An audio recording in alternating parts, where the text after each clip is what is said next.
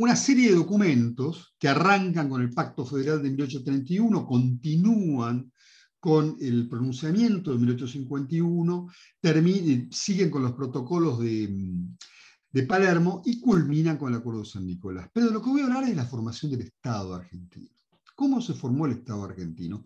Porque esos documentos son los documentos clave de la formación del Estado argentino. Y probablemente el más importante documento en nuestra historia institucional sea el Acuerdo de San Nicolás, que le dio forma por primera vez a un Estado. Y esto lo estoy adelantando, pero esto es probablemente el sentido más profundo de lo que yo quiero señalar hoy en esta conversación que tenemos, ¿no? Entonces, lo primero que tenemos que hablar es cuál es el origen de este Estado que entendemos. Tal vez no sea el Estado moderno, pero sí el Estado. Si nosotros vamos a la Edad Media, en la Edad Media no había nada que se pareciera al Estado. Una de las cosas más fascinantes para los que somos abogados es la idea de un derecho sin Estado, que es el derecho medieval, ¿no? Pero al mismo tiempo, el Estado, y la definición más interesante que yo encuentro de Estado, es el Estado como un elemento de referenciación. Es decir, ¿cómo me referencio yo en relación a? Y fíjense ustedes que en la Edad Media la referencia era en relación a un pacto de vasallaje que se podía romper entre un señor feudal, sus vasallos, y un señor feudal y eventualmente un monarca u otro señor feudal más poderoso. Uno podía romper ese pacto. No había una unión de individuos, había una unión de estamentos, ¿no? Es decir, yo lo escribí esto en un libro, la música de la Edad Media es la polifonía, ¿no? Muchos sonidos, muchas voces que se mezclan e incluso muchas melodías que se mezclan al mismo tiempo o en distintos tiempos, como sucede con los cánones, ¿no? Pero es propio esto de la mentalidad medieval. Y esto aparece recién, a fin del siglo XV, principios del siglo XVI, nosotros estudiábamos en el colegio un capítulo que se llama Formación de las monarquías nacionales. Generalmente así arrancaba historia de segundo año cuando yo estudié. ¿Qué es esto de la monarquía nacional? Primero, ¿por qué es nacional? Porque aparece un nuevo elemento de referenciación. Y ese nuevo elemento de referenciación tiene que ver con el lugar en el que uno nace. Nacional y nacer tienen la misma raíz. Perdonen, pero eso es mi animal. Esa raíz es natio, que significa en latín hacerse presente. Entonces, la idea de una monarquía nacional es la idea de una nueva forma de referenciación. Yo me referencio al territorio, yo me vinculo de una forma distinta al territorio. Hay muchas explicaciones. Una de ellas es que aparece la frontera, no se conocía la frontera en la Edad Media. Entonces, si yo el solo hecho de nacer en un lugar me convierte en, uno, natural de. Yo nací en Francia, soy natural del reino de Francia. Dos, súbdito del rey de Francia. Establece una doble referenciación y una doble vinculación. Una vinculación política, una vinculación de sujeción política, soy súbdito de un rey, y una relación geográfica. Y así aparecen los primeros elementos del Estado. El Estado, tal cual lo estudiamos nosotros en la facultad, se compone de tres elementos: territorio, población y poder, ¿no? Algunos autores, Vidal Campos agrega gobierno, otros autores agregan otras cosas, pero básicamente es la conjunción de esos tres elementos lo que constituye el Estado. ¿Ves cómo se queda?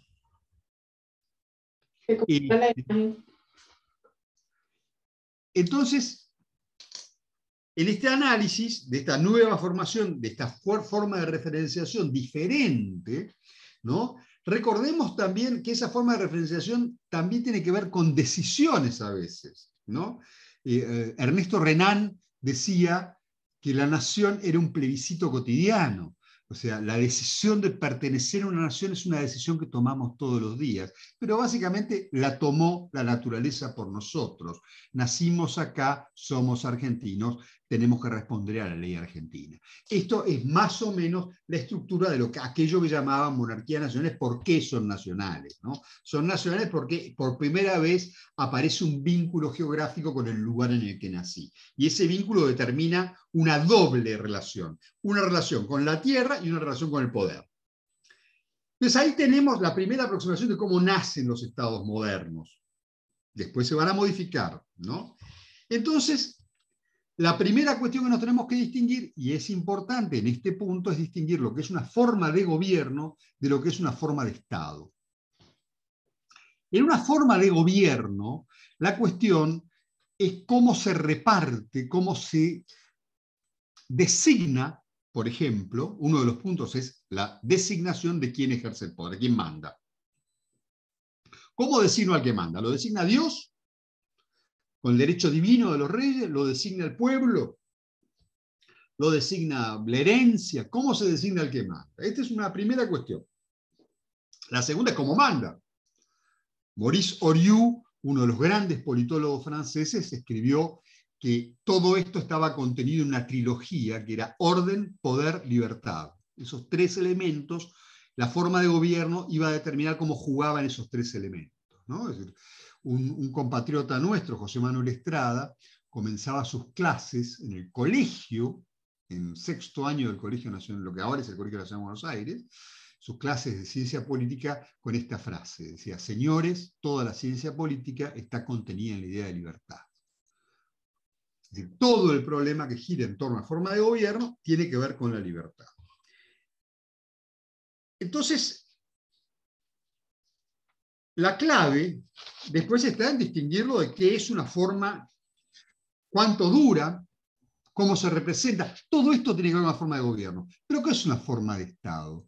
Una forma de Estado es exactamente cómo se reparte el poder territorialmente en un Estado. Cuando nosotros nos enseñan en la facultad o en el colegio, incluso en instrucción cívica, y nos dicen que la Constitución contiene la división de poderes, y nos mandan a la división de poderes del gobierno, y se olvidan de la primera división de poderes, que es la división de poderes entre las provincias y el Estado federal. Arranquemos por ahí. La primera división de poderes que tiene nuestra Constitución es la división de poderes que hay entre los poderes reservados a las provincias y los poderes delegados en el Estado federal. Después veremos cómo el gobierno se estructura en tres ramas o tres poderes, de acuerdo a la teoría de Montesquieu, que en realidad eran dos en la teoría de Montesquieu, y la Asamblea le agregó el tercero, porque el Poder Judicial para Montesquieu era parte del Ejecutivo. Pero yendo a esto, podemos decir que la forma de Estado se refiere a cuántos centros de poder hay. ¿Hay un solo centro de poder central, unitario, como digamos cualquier país unitario, el Uruguay, Chile, Colombia? O hay varios centros de poder repartidos y el poder está más, si se me permite la expresión, atomizado, más repartido, más dividido, que es lo que define la diferencia entre un Estado unitario y un Estado federal. Son formas de Estado, no formas de gobierno. Yo soy muy crítico del modelo constitucional, aclaro. Yo siempre digo que el artículo primero de la Constitución dice: la República Argentina adopta para su gobierno la forma republicana, representativa y federal según lo establece la presente Constitución. Y yo siempre digo, no es federal de verdad, es federal según lo establece, que es bastante poco federal. O sea, no puede haber ningún gobierno central, federal, del universo, tiene tanto poder como el nuestro y se sigue llamando federal. Pero no poder porque se lo da la Constitución. Entonces ahora vamos a decir, si hay varios centros de poder, tenemos un sistema federal; si hay un solo centro de poder, un sistema unitario. Un Estado, forma de Estado federal, forma de Estado unitario. Entonces ahora vamos a introducirnos ya en la otra cuestión, y es: ¿qué tiene que ver esto con el Pacto Federal y qué tiene que ver esto con el Acuerdo de San Nicolás y con el Protocolo de Palermo y con el pronunciamiento? Lo que tiene que ver es esto. Yo les voy a proponer una tesis que en parte es mía y en parte la tomo de Alberto Espota, ¿no? Querido amigo Alberto Antonio Espota. esa tesis es que en realidad el Pacto Federal de 1831 estableció una confederación. Y el Estado federal nació recién en el Acuerdo de San Nicolás. Voy a tratar de justificar esta postura, los voy a aburrir leyendo pedazos del Pacto Federal y del Acuerdo de San Nicolás, y del pronunciamiento, por supuesto, y a partir de ahí vamos a introducir al pronunciamiento dentro de esa conversación. Entonces diremos, ¿qué es una confederación? Y acá viene, porque en la historia argentina la palabra confederación se ha utilizado hasta como género y especie confederación, que es un error. Una confederación es una unión de estados soberanos de derecho internacional, en realidad es una institución más de derecho internacional que derecho nacional, una unión de estados soberanos que deciden, uno, no hacerse la guerra entre ellos. Primera decisión que toman. Dos, en el caso de que venga otro, hacerle la guerra todos juntos. Y luego algunas formas de organización interna, como por ejemplo, vamos a establecer una dieta confederal o una especie de congreso confederal que haga, que tome algunas decisiones o armonice las normas, vamos a tener una única moneda o no. Bueno, todas esas decisiones son decisiones que toman los estados que conservan su soberanía. Y al punto tal de que no interesa la forma de gobierno. Puede haber un estado democrático al lado de una monarquía absoluta y formar parte de la misma confederación sin ningún problema. Puede haber un estado parlamentario y otro presidencialista. Digamos, no pasa nada, porque son estados soberanos que conservan su plena soberanía. En el marco del ejercicio de esa soberanía está el poder de neutralización. O sea, un Estado, una dieta confederal toma una decisión y uno de los Estados soberanos dice, a mí esa decisión no me interesa. No me voy a sentir obligado por esa decisión. Y el otro derecho que tienen todo Estado soberano, miembro de una confederación, es secesionarse, irse de la confederación. Y esto es clave. Hoy tenemos la mejor muestra de esto en el caso de la Unión Europea. La Unión Europea es una confederación. No es la más antigua, probablemente la más antigua que tengamos en funcionamiento sea el Commonwealth, que funciona también como una confederación. Pero la Unión Europea es una confederación y acabamos de asistir a la escisión de uno de los miembros de esa confederación, que es Gran Bretaña, que decidió irse. Aclaro, porque hubo un video de un exgobernador que dijo las cosas al revés. Dijo que de la confederación uno no se podía ir y del Estado federal sí. No, es al revés. Te podés ir de la confederación, que es una unión de estados soberanos.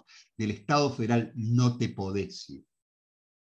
Entonces tenemos una primera aproximación. Yo voy a dar, yo me armé esquemas, yo escribo mucho para esas cosas, ¿no? Entonces, número uno, es un Estado, es una vinculación de estados soberanos. Número dos, no tiene por qué ser una persona de derecho público la confederación. Puede serlo o no, pero nunca va a ser un Estado. Tres, no pierde cada uno de los Estados miembros su personería política, su independencia, su personería jurídica.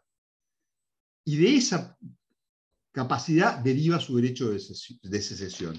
Y tienen esos dos derechos básicos, secesión y neutralización.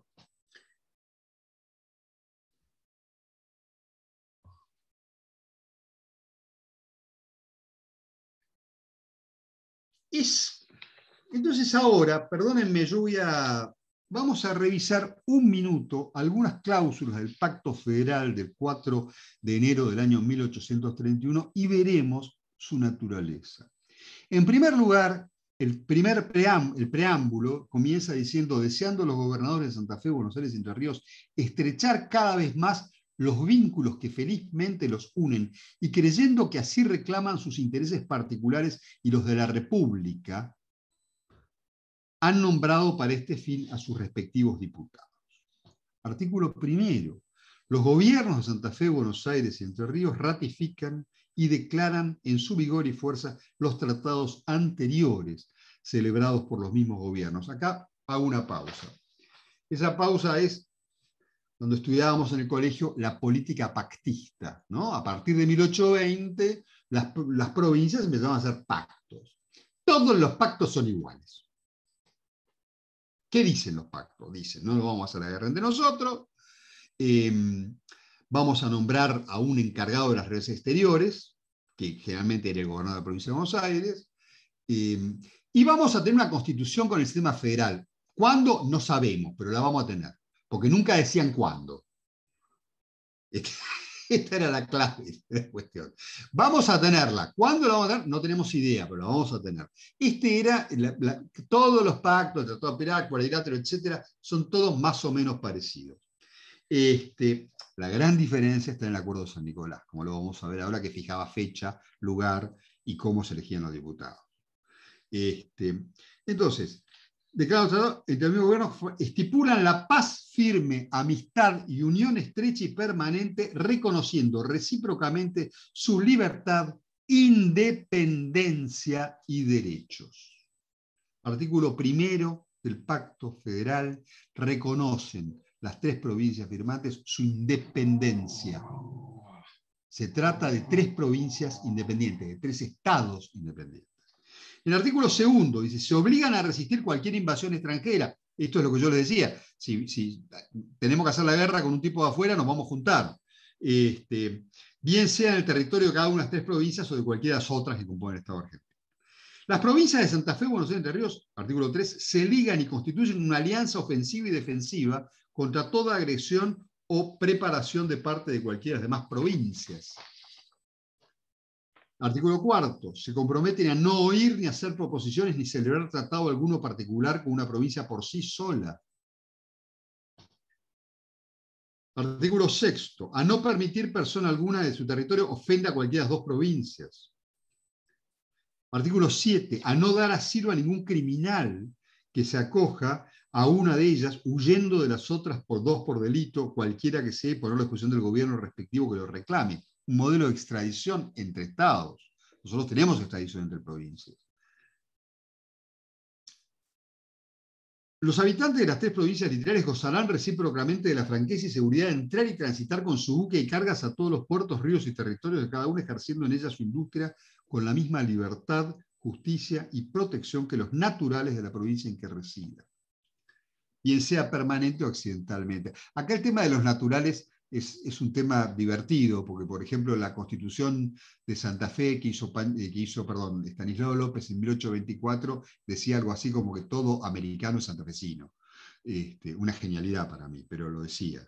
Y me parece brillante que lo dijera, o sea, me parece de un espíritu, de una amplitud maravillosa. No se concederá, artículo 10, a ninguna provincia derecho, gracia o privilegio o exención a las personas o propiedades de los naturales de ella que no se conceda a las otras dos.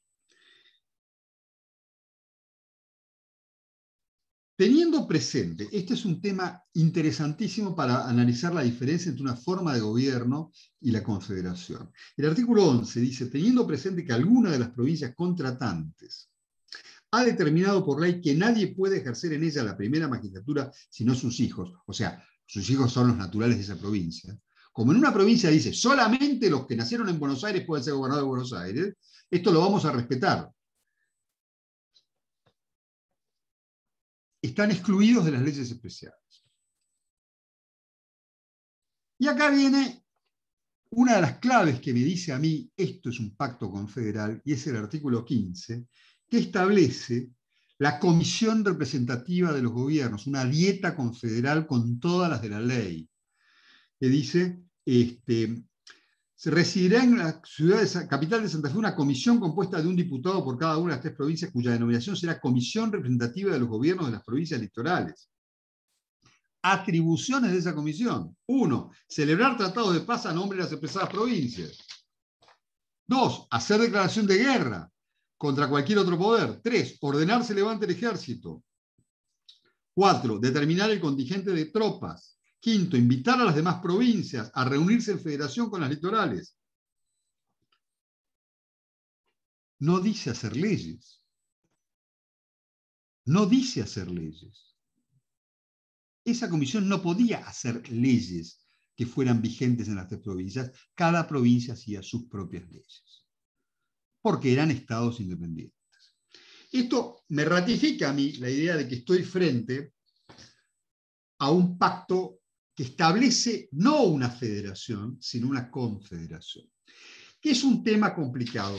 En el desarrollo de los sistemas políticos que conocemos de América que han adoptado el federalismo, veremos que arrancaron por confederaciones y fueron muy criticados. Y, por ejemplo, yo acá tengo un párrafo del Federalista, escrito por Hamilton, que dice: el vicio grande y radical de que adolece la organización de la confederación actual consiste en el principio que establece la legislación para estados o gobiernos en su capacidad unida o colectiva en vez de extenderla a los individuos que lo componen.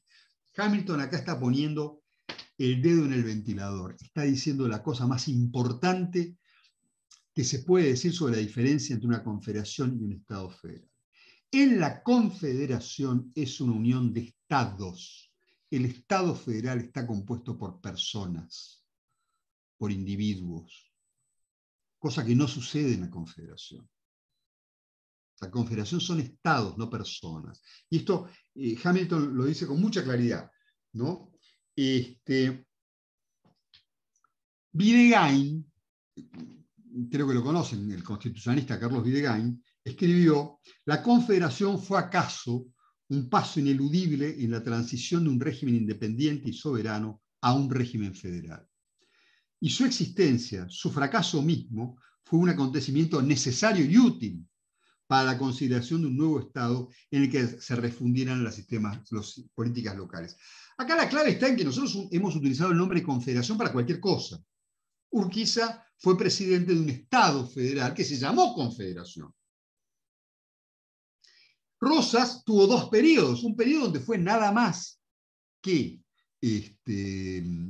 gobernador de la provincia de Buenos Aires y otro periodo donde además fue jefe de una confederación, ¿no? Por eso el libro de Saldías se llama Historia de la Confederación Argentina.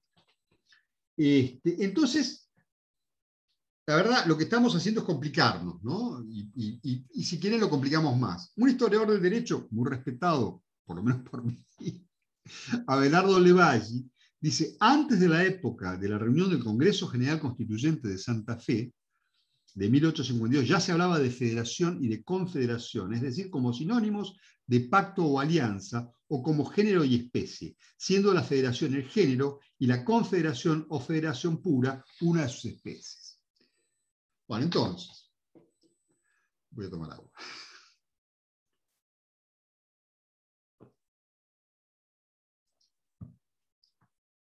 Aceptemos que la confederación es un instituto, esto no me lo tiene que aceptar, lo dice todo, lo dice Rousseau, lo dice Podestá Costa, Ruth Guevara, porque Ruda lo actualizó en su momento. Gran obra la de Podestá Costa, gran obra la actualización que hizo Ruda.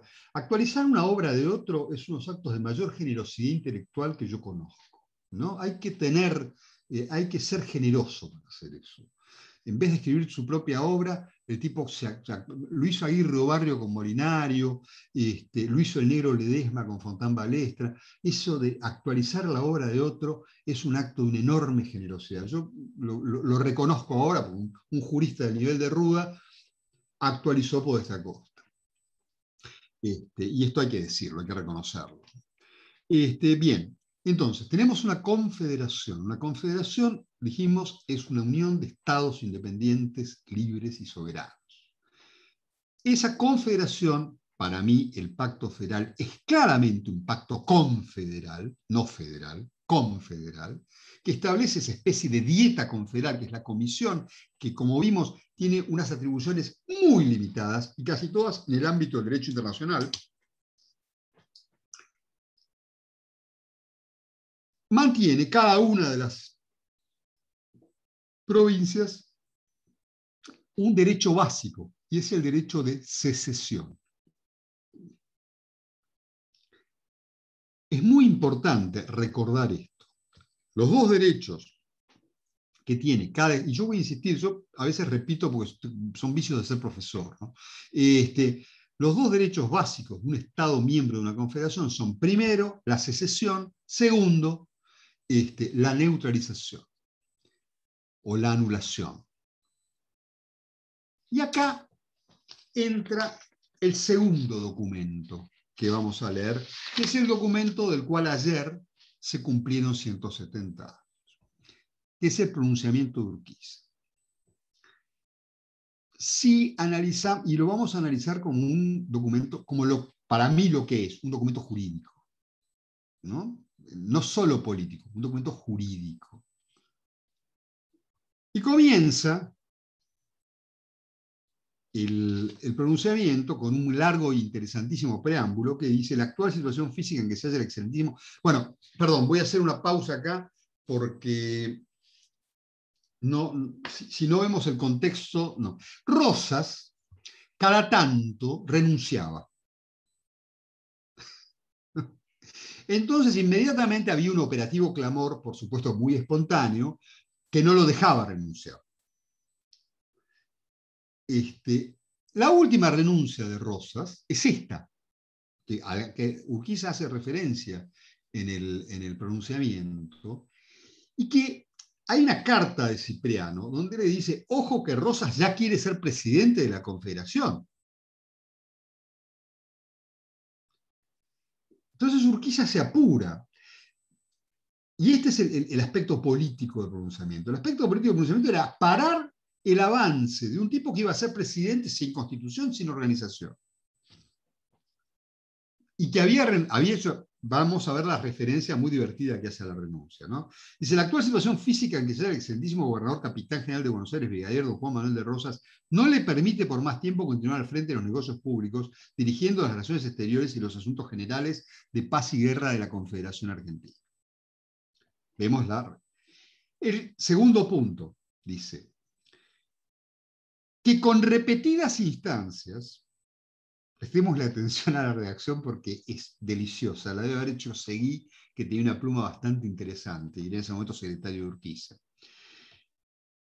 que con repetidas instancias ha pedido, a la honorable legislatura de aquella provincia se lo exonere del mando supremo de ella, comunicando a los gobiernos confederados su invariable resolución de llevar a cabo la formal renuncia a los poderes delegados en su persona por todas y cada una de las provincias que integran la República. O sea, estamos hartos de tus renuncias, le están diciendo. Ya sabemos que es una fantochada, ya sabemos cómo terminan tus renuncias y nos tenés podrido. Una forma muy sutil de decirlo, pero es lo que dice. Y en el cuarto punto, en el tercero dice que reiterar al general Rosas las anteriores insinuaciones para que permanezca en el lugar que ocupa es faltar a la consideración debida a su salud. Es decir, basta de operativo clamor, basta de pedirle que se quede. Esto es todo el contexto político del pronunciamiento.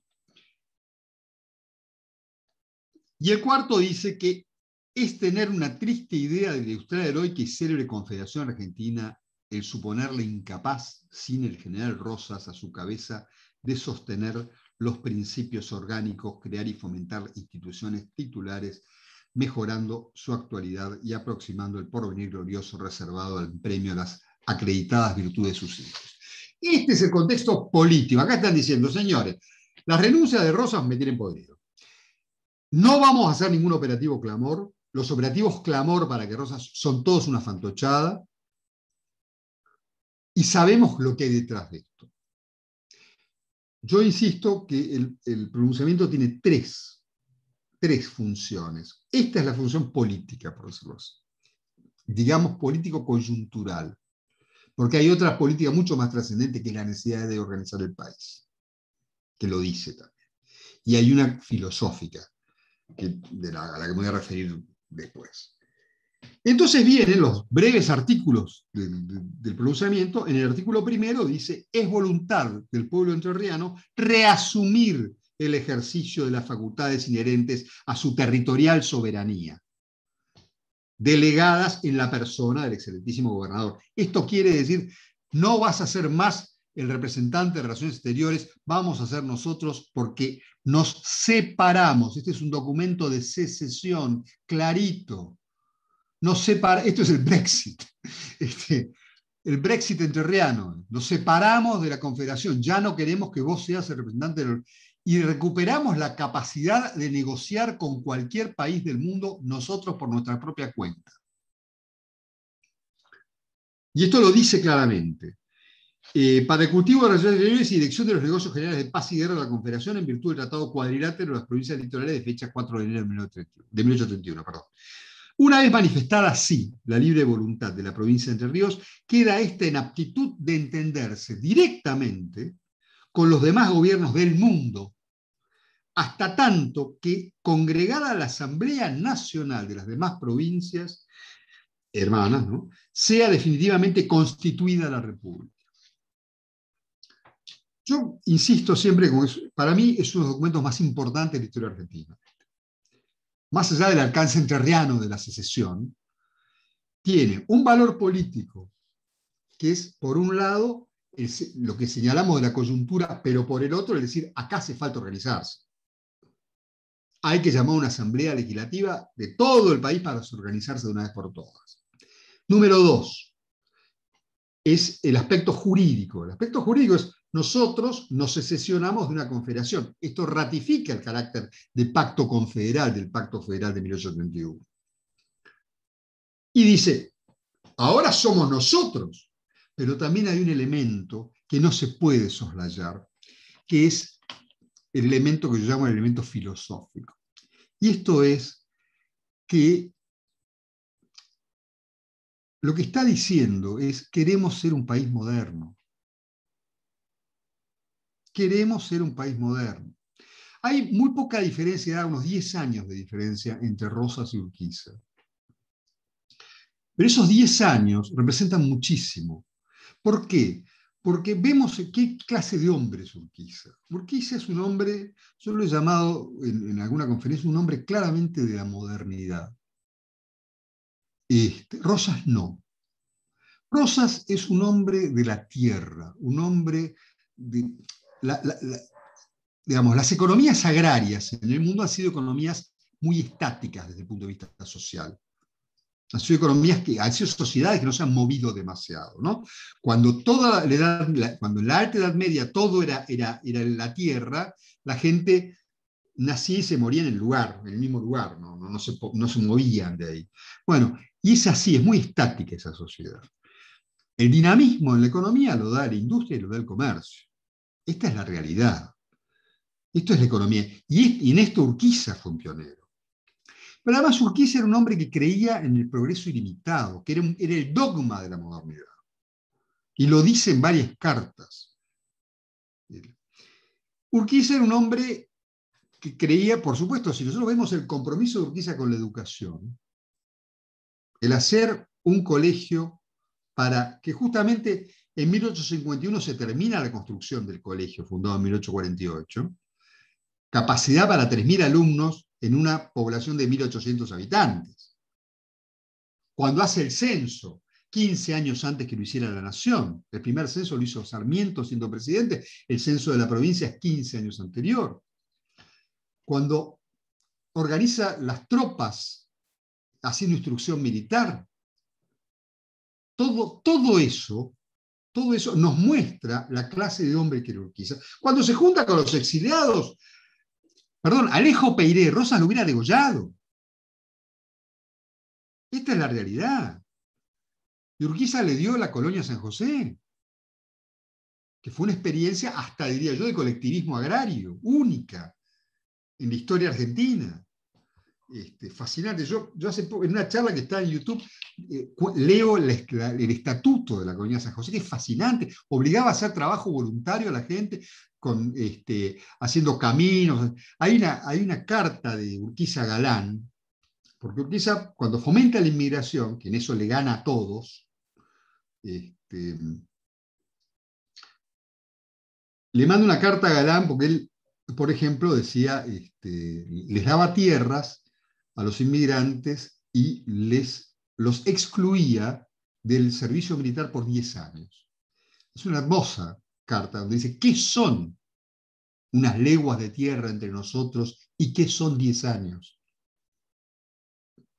con el bien que le van a hacer al país.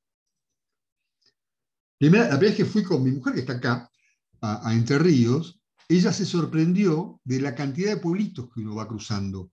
Si ustedes van por la provincia de Buenos Aires, ven enormes territorios de pasto, donde no hay una arboleda, ¿no? Sarmiento decía, el árbol trae civilización, donde no hay una arboleda, y en Entre Ríos van a ver uno al lado del otro. Es muy llamativo, no pasan 10, 15 kilómetros sin que aparezca un caserío, un pueblo, todos lo sabemos eso. Bueno, eso no se ve en el resto del país. Eso es obra de esa gran inmigración que nunca paró. Y afortunadamente, yo me siento muy orgulloso de ser parte de un país que mucha gente eligió para encontrar paz, para encontrar trabajo y para encontrar felicidad, ¿no? Una de las cosas que más orgullo me hace sentir. Entonces, ahí vemos. Entonces, el pronunciamiento, hoy estábamos en una discusión en el chat del centro, hablando de los que califican a Urquiza de traidor, que son los mismos que podrían calificar a San Martín de traidor, a un coronel español de traidor. Con la misma vara los medís, y si sos español lo podés decir. Y yo lo pensé, siempre pensé en eso de, vinculado con el pronunciamiento, aunque parezca mentira estoy hablando del pronunciamiento, en eso que dicen los psicólogos de matar al padre, ¿no? Que es necesario para crecer. Y era necesario, o sea, Caseros fue inevitable. Si Rosas ganaba en Caseros, hubiera durado 2, 3, 4 años más y nada más. Porque, como dijo Juan B. Justo, el proceso histórico es continuo e inexorable. Y el proceso histórico era otro. Entonces, ahí yo creo que se ve la otra importancia del pronunciamiento, la importancia del yo filosófica. Tenemos la política, que tiene que ver con la organización del país, tenemos la jurídica, la secesión de Entre Ríos, y además la manifestación de voluntad de organizarse, y tenemos la filosófica, que es la necesidad de hacer el tránsito a la modernidad. Pero es un tránsito a la modernidad mucho más profundo. Podemos parafrasear a Ortega y Gasset, hemos pasado de la Argentina invertebrada, gracias al Acuerdo de San Nicolás, a la Argentina vertebrada. Esta es la realidad. Yo ya me fui de todo lo que quería decir, ¿no? Entonces ahora viene otro documento que también es esencial y olvidado, que son los protocolos de Palermo. En los protocolos de Palermo se manifiesta la voluntad de constituir un Estado. Y lo dicen. Primer punto de los protocolos de Palermo, que es inmediatamente posterior a Caseros, ¿no? Primer punto dice que el derecho público argentino, desde que se instaló el Congreso General en la provincia de Tucumán y se declaró allí la independencia nacional de todo otro poder extraño, hasta la celebración del Tratado del 4 de enero de 1821 sobre el punto de la autoridad competente para la elección de estos importantes asuntos, ha variado según las diversas fases que ha tenido la revolución en la República. No siempre fue igual, no siempre fue el gobernador de Buenos Aires el que nos mandó. Esto es lo que están diciendo. Segundo artículo de los protocolos de Palermo. Que esta parte del derecho público constitucional de la República pareció asumir un carácter más definido desde que el Congreso General Constituyente promulgó la Ley Fundamental del 23 de enero de 1825. Están reivindicando la Ley Fundamental que hizo presidente Rivadavia. Están reivindicando la ley que llevó a la Constitución del 26. O sea, si esta mención no implica, perdónenme, ¿no? Pero si hay un documento histórico que rompe con toda la grieta, es este, donde los federales reivindican la Ley Fundamental de 1825. Recordamos cómo terminó Rivadavia, su presidencia. Como lo echaron a patadas, vino Dorrego y terminó con una revolución unitaria fusilando a Dorrego, y eso en 1829, justamente a quien le abrió la puerta, a Rosas. Entonces, y el artículo 4 dice, hablando de la Convención Nacional de 1827, que justamente cesó la ley fundamental y cesó la presidencia de Rivadavia, dice: desde esa fecha hasta el 4 de enero de 1831, las provincias confederadas estipularon entre sí diversos tratados.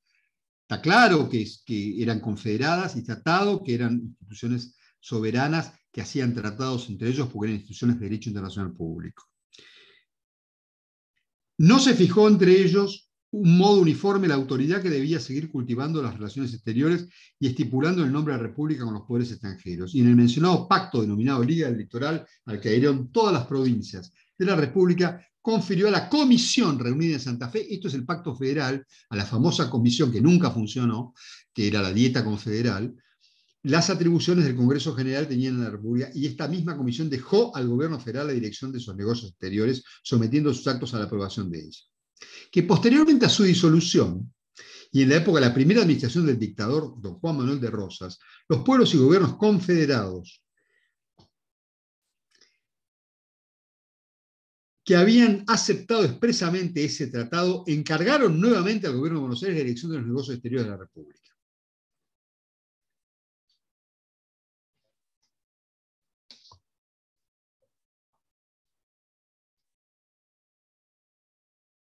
Entonces acá viene toda la historia de cómo se delegó en el gobernador de Buenos Aires las relaciones exteriores, y en la parte resolutiva dice: para dejar restablecido este importante poder nacional, esto quiere decir las relaciones exteriores, y alejar todo motivo de duda o ansiedad, dando garantías positivas a los poderes extranjeros que se hallan o pueden hallarse en relaciones con la República, y que sus compromisos y oscilaciones revistan un carácter obligatorio para la misma Confederación, queda autorizado el expresado excelentísimo señor gobernador y capitán general de la provincia de Entre Ríos, don Justo José de Urquiza, para dirigir las relaciones exteriores de la República, hasta tanto que, reunido el Congreso Nacional, se establezca definitivamente el poder a quien corresponde el ejercicio del cargo.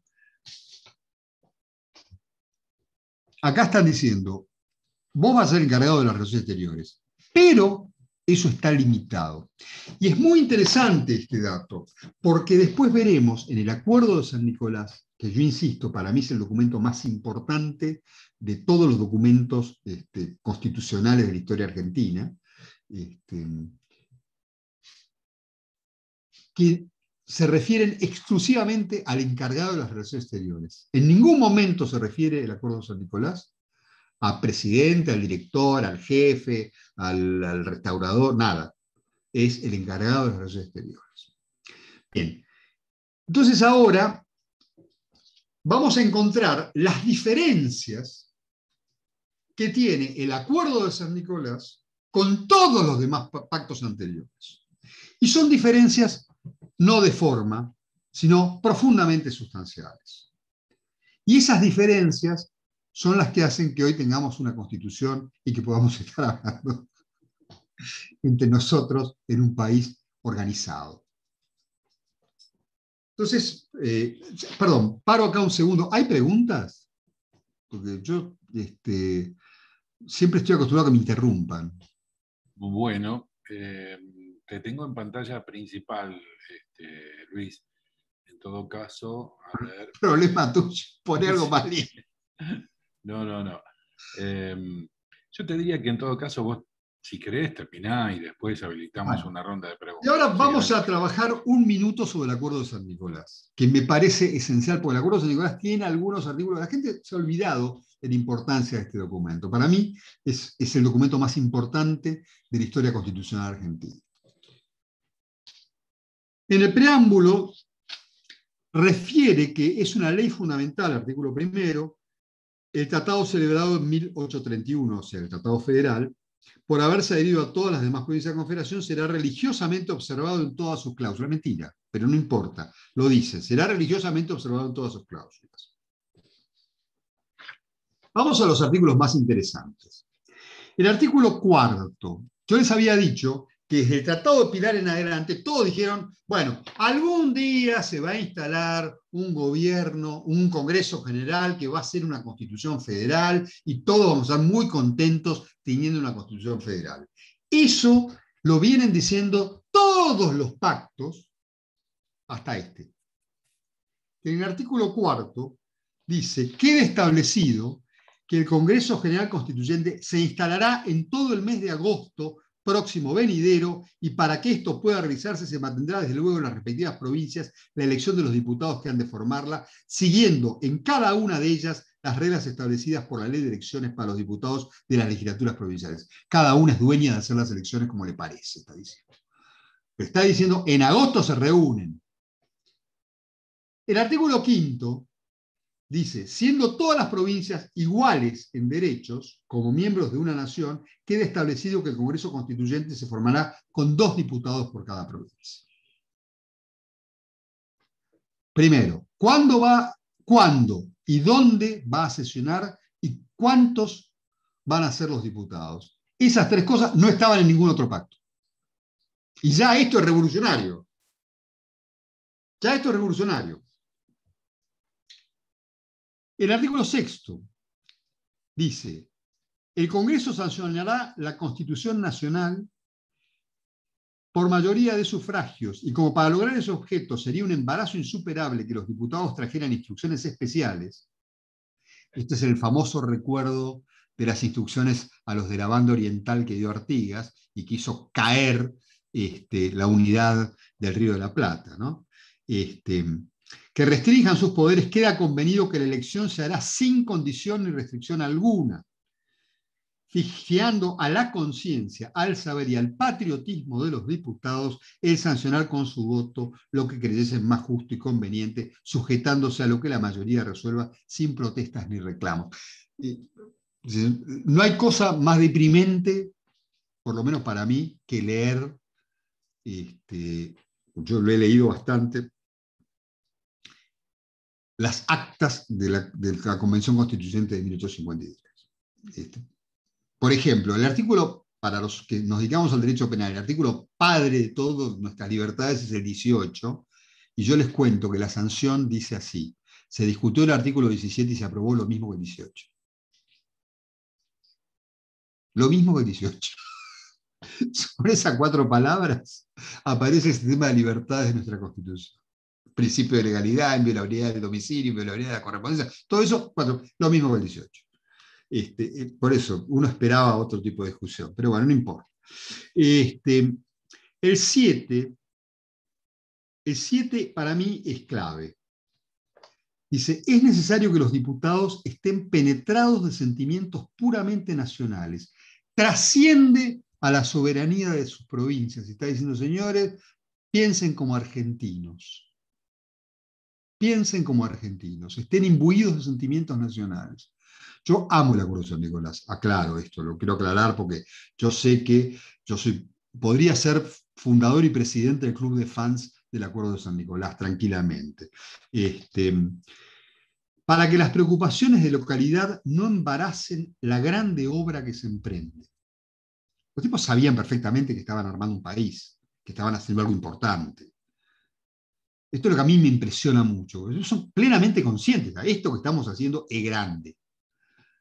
Que estén persuadidos que el bien de los pueblos no se ha de conseguir por exigencias encontradas y parciales, sino por la consolidación de un régimen nacional justo, que estimen la calidad de los ciudadanos argentinos antes que la de provincianos, y que para que esto se consiga, los infrascriptos usarán de todos sus medios para difundir y recomendar estos principios.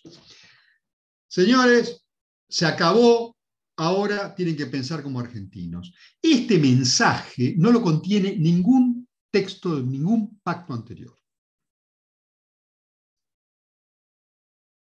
Para mí es clave.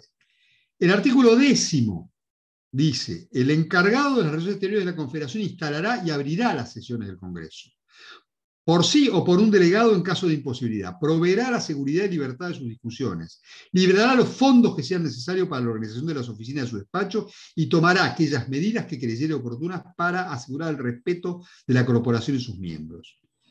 La convocación al Congreso será por la ciudad de Santa Fe hasta que reunido e instalado, él mismo determine su lugar de residencia. Le da soberanía para decir, señor, si no quiere instalarse en Santa Fe, vaya a otro lado.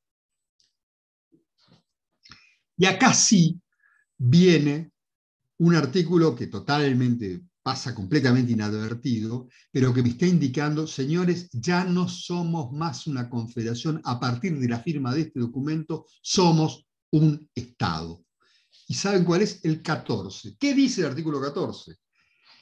Si lo que Dios no permita, la paz interior de la República fuese perturbada por hostilidades abiertas entre una u otra provincia o por sublevaciones armadas dentro de la misma provincia, queda autorizado el encargado de las relaciones exteriores para emplear todas las medidas que su prudencia y acendrado patriotismo le sugieran para restablecer la paz, sosteniendo a las autoridades legalmente constituidas para lo cual los demás gobernadores prestarán su cooperación y ayuda en conformidad con el Tratado del 4 de 1821.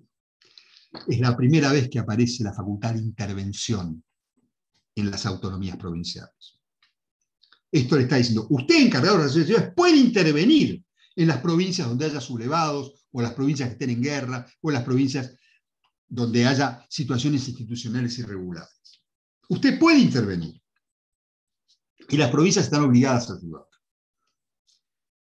Este derecho, o esta institución, que es la intervención federal, es una institución propia de un Estado federal. No puede haber intervención en una confederación de Estados soberanos. Este artículo, que para mí es la piedra de toque del Acuerdo de San Nicolás, me está diciendo, señores, esto es un Estado. Y como es un Estado, el que es circunstancialmente el jefe de Estado, que es el encargado de las relaciones exteriores, puede intervenir las provincias en determinados casos que describe con esa hermosa expresión inicial, si lo que Dios no permita, dice, si no queremos que esto pase, pero si llegara a pasar, es bueno tener una medida. Y el último, las últimas consideraciones que hago, el artículo 17 y el artículo 18. El 17 dice, considerando para mayor respetabilidad y acierto de los actos del encargado de las relaciones exteriores en la dirección de los negocios nacionales durante el periodo constituyente, la que haya establecido acerca de su persona un Consejo de Estado, Urquiza había armado un Consejo de Estado, que era un Consejo de Estado completamente amplio, no era un consejo entrerriano, era un consejo completamente amplio en su integración en ese aspecto. Con el cual puede consultar los casos que le parezcan graves, queda facultado el mismo señor para constituirlo nombrando a los ciudadanos argentinos que por su saber y prudencia puedan desempeñar dignamente este elevado cargo sin limitación de número. Señor, ya no es más encargado de las relaciones exteriores, ya es algo más, ya es un jefe de Estado que puede organizar su consejo consultivo con las personas que le parezca y la cantidad que le parezca. Y el artículo 18 dice, atendidas las importantes atribuciones que este convenio recibe el señor encargado de las relaciones exteriores, se resuelve que su título sea director provisorio de la Confederación Argentina. El artículo 18 está diciendo, ahora tenemos un jefe de Estado. Entonces, el Acuerdo de San Nicolás, que yo insisto, es el documento más importante desde el punto de vista constitucional de la historia argentina, es un pacto más, si queremos decirlo, por un lado, pero es un pacto muy especial. Es un pacto que, uno, establece fecha y lugar para la reunión de la convención que va a dar una constitución. Dos, establece la cantidad de diputados por provincias que van a esa convención constituyente. Tres, dice que por mayoría simple se va a elegir la constitución. Cuatro, dice que está completamente prohibido tener instrucciones especiales para todos los representantes. Cinco, establece la facultad de intervenir una provincia. Además de, antes de eso, no lo digo porque no es un punto jurídicamente relevante, pero sí invoca permanentemente un sentido nacional, el sentido de argentinidad por encima de la provincialidad, si queremos.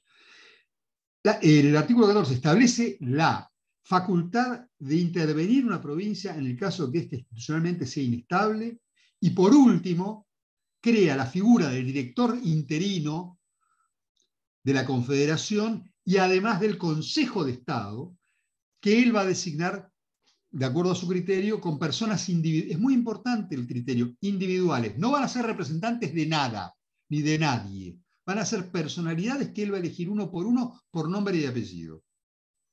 Es muy importante esta distinción, porque no son diputados que representan provincias. No, no, no. Son miembros de un Consejo de Estado.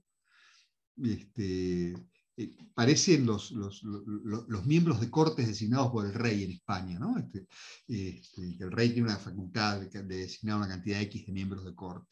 Bien, y esto es más o menos lo que quería transmitir en el día de hoy, homenajeando los 170 años del conocimiento de Urquiza, documento esencial en la historia argentina, por ese triple análisis que yo les digo, que es un documento políticamente importante, jurídicamente trascendente y filosóficamente importante también. Al mismo tiempo tenemos que el Pacto Federal instituyó una confederación y el Estado Federal, esto que tenemos ahora, lo instituyó el Acuerdo de San Nicolás. Esto para mí es más o menos la parte de la organización nacional que nos toca hasta la sanción de la Constitución. Luego vendrá el Pacto de San José de Flores, luego vendrá la incorporación de la provincia de Buenos Aires. Y ahí, perdónenme, pero ya que estamos, voy a hacer una referencia a una de las reformas que hizo la Convención de 1860, la Convención ad hoc de 1860, porque tiene mucho que ver con esto que estamos hablando.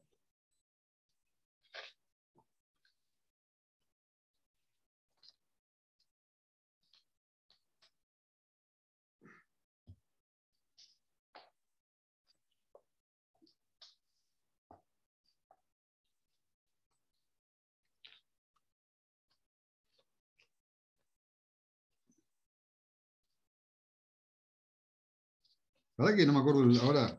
Yo estaba convencido con un número y ahora me lo olvidé.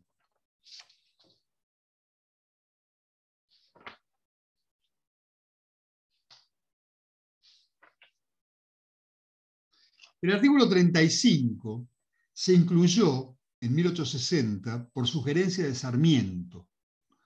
Y el artículo 35 es clave para entender el espíritu de unión nacional que, si nosotros queremos, deriva directamente del Acuerdo de San Nicolás cuando dice las denominaciones adoptadas de 1810 hasta el presente, a saber, Provincias Unidas del Río de la Plata, República Argentina, Confederación Argentina, serán en adelante nombres oficiales, indistintamente, para la designación del gobierno y territorio de las provincias, empleándose la palabra Nación Argentina para la sanción y formación de las leyes. ¿Qué dice este artículo? Dice, la República Argentina, que era el nombre de los unitarios, y la Confederación Argentina, que era el nombre de los federales, son los dos nombres oficiales de la nación igual. Pero para sancionar las leyes los vamos a llamar Nación Argentina. Para mí, si nosotros miramos los protocolos de Palermo, cuando habla de la ley fundamental de 1825, para mí en este espíritu se inscribe esto, aunque Sarmiento después se enojaba con todo el mundo, pero bueno, más allá de eso, esta inclusión de Sarmiento del artículo 35 de la Constitución nos permite entender que existía un espíritu de unidad. Y yo creo que con esto ya me llevo demasiado tiempo, así que liberame, Hugo. Bueno, bárbaro, excelente, Luis. Excelente. Espera que voy a habilitar para que pueda ver a todos. No me quiero enmudecer. Y bueno, acá estoy viendo a todas las pantallitas. Bueno, el sistema que ustedes ya si tienen experiencia en esto o hay una función que es levantar una manito ahí, o si no me hacen seña en la pantalla y le habilito el micrófono a quien quiera agregar, preguntar algo a Luis. Una cosa breve, lo veo a Fidel ahí, a quien le quiero dar un saludo muy afectuoso, porque el otro día me recordó que había sido uno de mi papá y la verdad me conmovió. Y le quiero mandar un abrazo y agradecerles ese recuerdo. A ver, Fidel, te voy a ubicar, así te habilito. Por acá estás, Fidel. Ahí está. Sí. Dale. Para mí fue un orgullo realmente saber que Luis es hijo del recordado profesor de la Facultad de Derecho de Buenos Aires en los años 60. El doctor Bunge Campos era un profesor que nosotros admirábamos mucho. Y cuando tomé conocimiento de eso, realmente me recordó esa época que bien se ha calificado como de oro de la Universidad Argentina. Además, el doctor Bunge Campos me recordó también a mi viejo maestro, con quien yo trabajé como empleado, el doctor Guillermo Ubiña, penalista, camarista, como fue él después, destacado penalista, hombre de derecho y también filósofo de derecho. Entonces, realmente, después de la charla, de la breve conversación con el doctor Bunge Campos, quedé impactado, emocionalmente afectado por toda esa época y con una palabra, como se lo dije a él, en la boca. Gracias a esos conjuntos de profesores que tuvimos en una época realmente sobresaliente de la Universidad Argentina. Gracias. No, gracias a vos, Fidel. Casi me hace llorar, casi me hace llorar recordando a mi padre, pero un detalle sobre Ubiña, que también fue profesor mío, pero un detalle insoslayable de Ubiña es que además de ser profesor, licenciado en filosofía, doctor en derecho, era hincha de San Lorenzo. Muy bien. Sí, efectivamente. Muy bien. Como yo, claro. Muy bien, muy bien, muy bien. Qué grande. Bueno, a ver, estoy observando esta pantalla, la pantalla 1, algunos de acá, pantalla 1, te veo, felicita, Luisa, Mario, Gustavo, Marcelo, María Angélica, Lili, Luisito, Luis Rodríguez, José Alejandro, Alba. Bueno, a ver, paso. A ver, Lili. Lili, te habilito el micrófono. Ahí, actívalo nomás. Doctor Bunge Campos, perdón, yo ingresé un poquito tarde y no escuché todo lo que dijo el señor Hugo sobre su currículum. Muchas veces he consultado genealogías familiares. Quisiera saber si su apellido Bunge Campos está relacionado con una descendiente de Urquiza. Dolores Campos Urquiza encontré.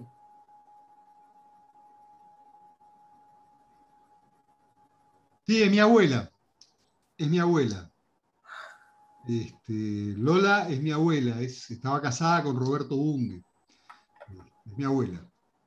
Muchas gracias. Era nieta de Urquiza. Sí, sabía. Gracias, Lili. Bueno, a ver, Luisita, te habilito el micrófono, habilitalo vos desde tu computadora, así el doctor te puede escuchar. A ver, habilitalo. Ahí está. Yo quisiera preguntarle al doctor Bunge, ¿a qué adjudica usted esa nueva o moderna forma de pensar y actuar de Urquiza, dado que él no salió de su provincia o apenas estuvo muy poco tiempo en Buenos Aires o en la zona de la banda oriental? Yo tengo una teoría, pero me gustaría saber a qué lo atribuye a usted cuando creo que no estaba en contacto precisamente, estuvo en contacto sí con una serie de extranjeros y creo que por ahí llegó toda esta nueva forma de entender el país, pero esto también tiene que ver con una apertura, supongo, del pensamiento de Urquiza. ¿Usted a qué lo atribuye? En 1818, Urquiza fue alumno del Colegio de la Unión del Sur. Sí, 2 años. Sí. 2 años, donde cursó gramática y retórica. Una cosa curiosa, Beatriz Bosch dice que pasó sin pena ni gloria, pero yo creo que hay un elemento más. Él fue compañero de Diego Alcorta, ¿no? Es una figura que en lo personal yo escribí bastante sobre Diego Alcorta, lo admiro muchísimo. Es un hombre esencial en la historia argentina. O sea, todo lo que es el pensamiento constituyente fueron alumnos de Alcorta de filosofía en la Universidad de Buenos Aires. Yo creo que, por un lado, él tuvo un acceso a la cultura superior a través de esos 2 años en el colegio, que no todos tuvieron. Rosas no lo tuvo. Rosas era un hombre de campo. Y por otro lado, hay una cosa muy divertida con Urquiza, y es que él tenía una particular debilidad por los franceses. Esos extranjeros de los que se rodeaba eran casi, así como a Sarmiento le gustaban los yanquis, a Urquiza le gustaban los franceses. A Urquiza los franceses, sí. Sí, la Roque. No nos olvidemos que Amédée Jacques no vino a que lo escriban en Juvenilia, al Buenos Aires. No. Amédée Jacques fue al Colegio de Concepción, Uruguay. Sí. Y de ahí fue a Buenos Aires. Y por supuesto a la presencia increíble de Alberto Larroque, que es una de las grandes presencias en la educación argentina, otro olvidado, ¿no? Alberto Larroque. Yo les voy a contar una cosa que para mí es fundamental, es cuando el barón Pierre de Coubertin hizo el primer Comité Olímpico Mundial en el año 1896 para organizar las Olimpiadas, lo hizo un poco antes, hizo el 95, para organizar las Olimpiadas de Berlín, convocó a 16 personalidades de todo el mundo, nada más. Uno era Zubiaure, el rector del Colegio Superior del Uruguay, de ese momento. Sí. O sea que yo siempre insisto que hay que hacerle a Zubiaure el homenaje que merece y recordar esa como decirlo, proyección internacional que tuvo e integrar el primer Comité Olímpico de la historia argentina, que organizó la primera Olimpiada. De la historia universal, no argentina. De la historia universal que organizó la primera Olimpiada. Nosotros hace muchos años, no sé si ustedes recuerdan, quisimos que se hicieran las Olimpiadas en Buenos Aires. Y nosotros teníamos 2 cosas raras. En Buenos Aires tenemos una plazoleta que se llama Pierre de Coubertin, creo que ninguna ciudad del mundo la tiene, que está frente a la Embajada de Francia. Y teníamos este antecedente de ser miembros originales del primer Comité Olímpico. Y la Academia Olímpica, a la que yo estaba vinculado circunstancialmente, por amistades, básicamente, quería hacer una sesión en Concepción del Uruguay para recordar a Zubiaure. Realmente, o sea, lo que significó culturalmente Urquiza es increíble. El libro de Leandro Ruiz Moreno, que Función Pública, que es una obra de arte, que tiene datos increíbles. Por ejemplo, los boletines los miraba primero el gobernador de la provincia y recién después los padres de los alumnos. Exacto. Bueno, a ver quién más. De todas maneras, a eso, perdón. Sí. No, quería solo decir que era Urquiza como una esponja, pero además con un gran talento y una gran memoria, porque de lo contrario, creo haber leído en algún lugar que no era un gran lector, pero sí sabía escuchar y se supo rodear de gente muy talentosa. Urquiza tenía cosas raras, como por ejemplo que prácticamente no tomaba alcohol, comía a la noche, comía muy poco, pero por encima de todo eso, él tuvo la primera casa con agua corriente en América del Sur, sí. 20 años antes que la ciudad de Buenos Aires. Era un hombre de la modernidad. Todos sabemos el origen del término panza verde, que se origina en las instrucciones militares que Urquiza les hacía hacer a las tropas. Era el único que lo hacía eso. Y además su actividad empresarial. Fue un empresario... Exacto, yo creo que también tuvo que ver ese esa aptitud para el comercio que a su vez lo llevó posteriormente a introducirse en la industria y en todo lo que tenía que ver. Y en el transporte, porque llegamos a tener transporte, porque además invertía en todas las actividades que podía. Sí, sí. Es un tipo, gracias, doctor. Un tipo interesante. No, gracias a usted, Luisa, por todo. Marcelo, ahí está habilitado tu micrófono, por favor. Muchas gracias. Y ha sido, es decir, más que interesante poder seguir todo este recorrido sobre documentos que hacen a nuestra institucionalidad.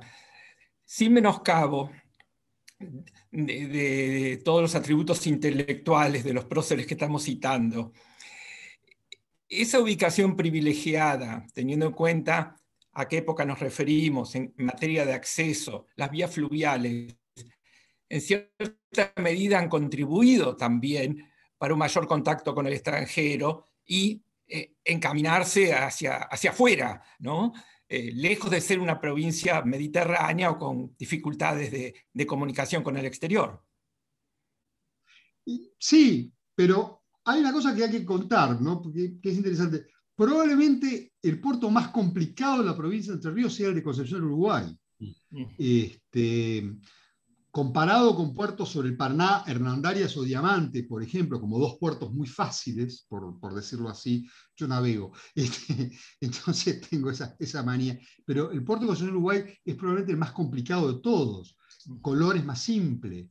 Desde el punto de vista y sin embargo, desde un puerto complicado y con un río complicado como es el río Uruguay, que no es un río simple para navegar, hay que navegarlo tiene muy poca agua y requiere dragado constante. Y aún así, el tipo organizó toda una empresa de transporte que directamente exportaba. Por eso también es importante el tema de que necesitaba, es decir, la realidad es esta, y es, Urquiza simbolizaba un capitalismo naciente para el cual Rosas era un obstáculo.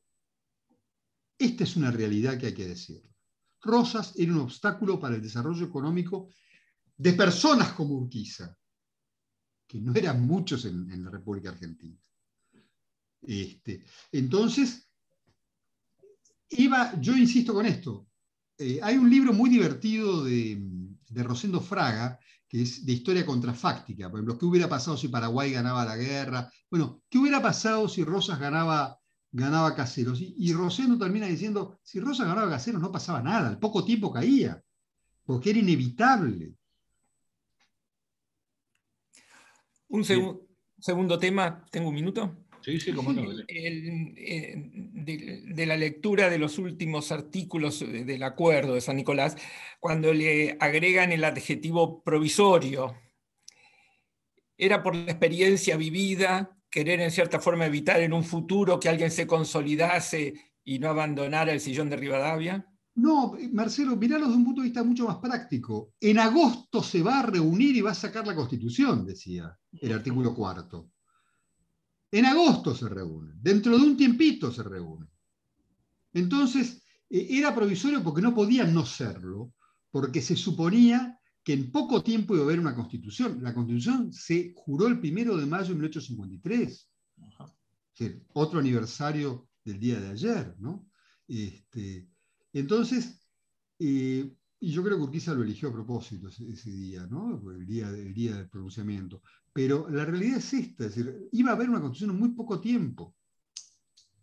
Y esto creo yo que es un elemento importante por el cual tiene que ser provisorio. Y es importante que dijeran, señores, esta no es la organización del país. Para mí, por lo menos, esta es la visión que yo tengo. Muchas gracias. Gracias a vos, Marcelo. A ver, recorro la pantalla. Alguien que levante la mano, me haga una seña. Alguien que quiera decir algo. Voy a la pantalla 2. Por acá tampoco, están todos quietitos. Se ve que están todos conformes con tu charla, Luis. Así que Alguno tiene queja que yo no tengo problema. Creo que no, que ninguno ha salido a presentar algo. La última pregunta te la hago yo. Urquiza hoy en Buenos Aires. Urquiza y Buenos Aires, hoy en la actualidad. Buenos Aires desprecia a Urquiza. Buenos Aires lo despreció y lo desprecia. Buenos Aires no quiere a Urquiza. Esta es una realidad, ¿no? Yo siempre hago el mismo chiste, y es, no sé si vieron el monumento que tiene, en el lugar más lindo de Buenos Aires está el monumento Urquiza, ¿no? En un caballo que no tiene cincha, porque esperan que se caiga. Miran el monumento, se olvidaron de hacerle cincha al caballo, para que se caiga. Bien. Bueno, Luis, muy bien. decir algo. Bárbaro. Luisa, sí, habilita tu micrófono. A ver, dale ahí. Ahí está. Salió en Perfil un artículo no lo conozco, de Pablo Schurman. No lo conozco yo. Terrible, pero verdadera, y con este título. No, es el artículo de Infobae. Es el artículo de Infobae, que dice que estaba al servicio de Brasil. Sí, al servicio del Brasil. Bueno, pero esa es la visión. Es terrible. Y yo insisto, a decir, yo tuve un gran maestro, al que siempre recordaré, que es Antonio Pérez Amuchastegui. Pérez Amuchastegui, yo cursé con él una materia que se llama Introducción a la Historia, y él decía, estábamos hablando de los 70, ¿no? Él decía, esa competencia entre académicos y revisionistas de este país es una competencia deportiva. No es una competencia historiográfica, no les interesa escribir una historia mejor, les interesa conseguir puntos. Yo ni siquiera pienso eso, yo creo que es algo peor, que es una especie de militancia retrospectiva, que es tratar de justificar, de encontrar justificativos históricos a posturas políticas actuales, ¿no? Es muy lindo decir, nosotros somos continuadores de tal línea, que es una cosa propia de los tradicionalistas. Un no tradicionalista diría, esto que hacemos nosotros nunca lo hizo nadie antes porque somos muy originales. Pero a los tradicionalistas les gusta decir, esto que yo hago es lo mismo que hacía fulano. Nosotros los radicales, en la Declaración de Avellaneda, perdón por la confesión, ¿no? En la Declaración de Avellaneda el radicalismo hunde sus raíces en lo histórico de la nacionalidad. Esa necesidad que hay de decir, nosotros tenemos un anclaje en el pasado, que hace que muchas veces se escriban. Había un historiador muy divertido, el revisionismo también tiene gente divertida. Pepe Rosa era tío mío, pues, yo lo quería mucho, era muy divertido y muy chanta en muchas cosas. Y había un historiador muy divertido dentro de la historiografía revisionista que se llamaba Murray. Y Murray escribió un libro que se llama Pro y Contra de Alberdi y otro que se llama Pro y Contra de Sarmiento. Y en el prólogo dice, yo puedo escribir Pro y Contra de Alberdi, yo puedo escribir Pro y Contra de Sarmiento, pero si tengo que escribir de Mitre, escribo Contra y Recontra. Porque no los consideran muertos, los consideran que están vivos. Es decir, es una cosa complicada. Y Liliana dice, nos pasa a nosotros, hoy cuando decimos, no nos vamos a aliar con Juárez Selman. Digamos, es un mensaje. Bien, perfecto. Sí. Bueno, la verdad que nos has honrado con tu charla, excelente. No, muchas gracias, Villa. Lo que me gusta de usted es ese énfasis del profesor.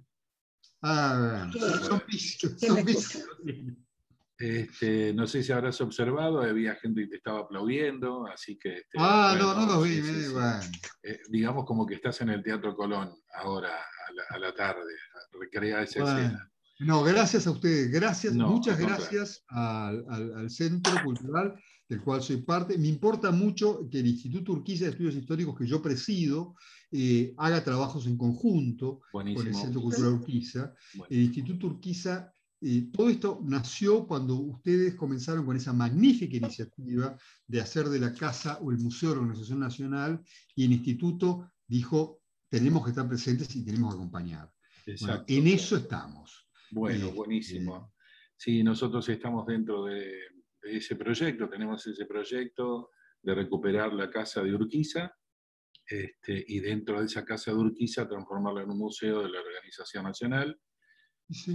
Confieso que lleva su tiempo, que nos está llevando gestiones y dar con el escritorio adecuado, digamos, para poder lograr ese objetivo.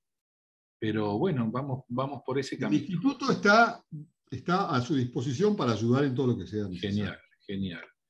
Y Héctor Ameri está levantando la mano. A ver, no lo vi. ¿Quién? Discúlpame, no alcancé a ver. Héctor Ameri. Espérame. Es un amigo que está... Ya voy para allí. ¿Dónde estás? Que no lo alcanzo a ver. A ver.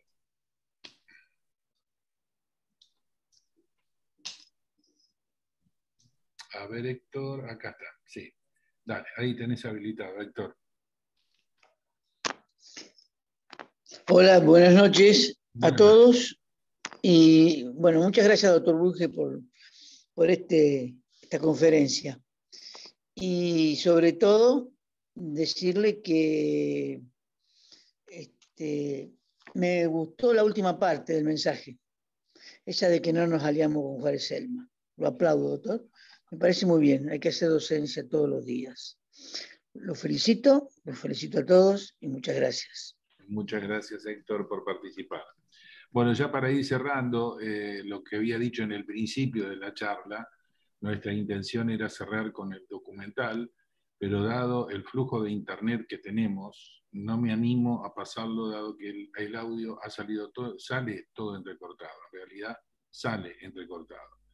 Entonces, los invito, ahí en el chat está la dirección de nuestro canal de YouTube, para que puedan verlo cuando quieran, el día que quieran, a la hora que quieran. Nos encuentran fácil en YouTube como Centro Cultural Urquiza. Esta conferencia ha sido grabada, así que después, cuando se procese todo esto, lo vamos a subir para que también esté allí en nuestro canal. Y bueno, y el que quiera ser parte de esta iniciativa de Concepción del Uruguay con este centro cultural que va por revalorizar, rescatar y, como salió en el artículo de la noticia, dejar de matarlo Urquiza, aquí estamos, esperándolos con mucha ansiedad. Muchas gracias a todos. Buenas noches, Luis. Gracias. Una cosa, gracias a todos, gracias al centro, y quiero agradecer especialmente a dos personas que son, como insisto yo, mi familia, y están presentes y que son profundamente cercanos a mi corazón, que son Felicitas Rodríguez y Luis Rodríguez, que son, bueno, en el misterio de la vida podríamos ser hermanos. Buenísimo, buenísimo. Bueno, buenas noches para todos, que tengan una buena semana y muchas gracias, muy amable.